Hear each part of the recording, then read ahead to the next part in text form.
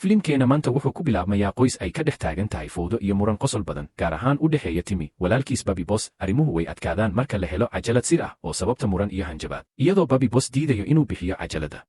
Ilmaha yar ayaa si lama filaan ah u muujinaya awood yaab leh. Wuxuu bilaabaa inuu hadlo oo xakameeyo xaaladda, isagoo amar ku bixinaya in la weeraro walaalkiis ka weyn si cajalada looga soo qaado inta uusan waalidka tusin. Waxaa la ogaadaa in carruurta ilmaha yaryar ay leeyihiin shir qarsoon iyo qorshe sir ah oo ay wadaagaan, iyagoo weerar adag ku qaadaya walaalka weyn si ay cajalada gacanta ugu dhigaan.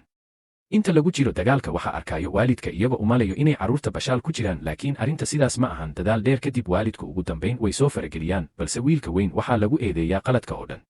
Inkastoo uu isku dayo inuu runta sheego, inaad ilmaha yar hadli karo, cidna ma rumaysato. Ugu dambayn waalidku way ka xanaaqaan carruurta. Wiilka weyn waxaa lagu xukumaa ciqaab iyadoo lagu qasbayo inuu guriga la joogo walaalkiis yar ilaa ay bartaan inay isfahmaan oo si nabad ah u wada noolaadaan. Nagu soo biir subscribe na soo dhex mahadsanid.